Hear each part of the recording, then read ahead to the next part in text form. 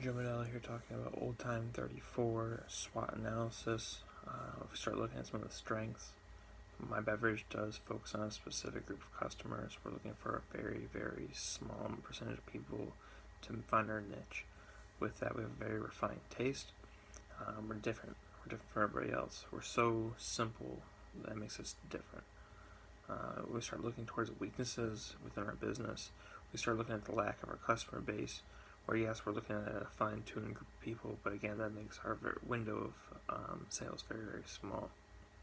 Our bottle size is very unique, but also with that being so large, people might be turned off by how much beverage is in there. They might want a smaller amount, they might want a larger amount. We only have one size bottle at the time.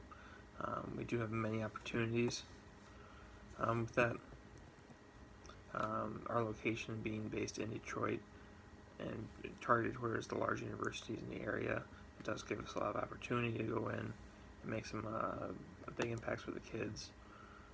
Also with that, we had a chance to hit on the people who were getting a disposable income for the very first time in their life, who might not sit down and make themselves a budget.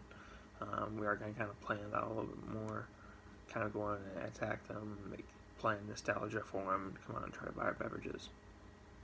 Threats. Being in Detroit, we have a very, very large market right across the border in Canada, with Ontario, Ottawa, right across the border. So, people might have things over there that go across national borders, and they might have preferences. So we're really paddling two different markets there. Also with that, major regional brands, Fago particularly, they have a pretty big hold in the area. They're kind of like the larger conglomerate business in the area.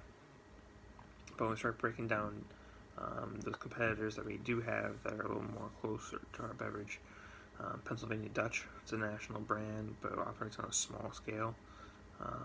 Their strength is in their old customers. People are loyal to their brand, that's why they're still in business. They make their customer also feel nostalgia, so we're competing a little bit on that strength.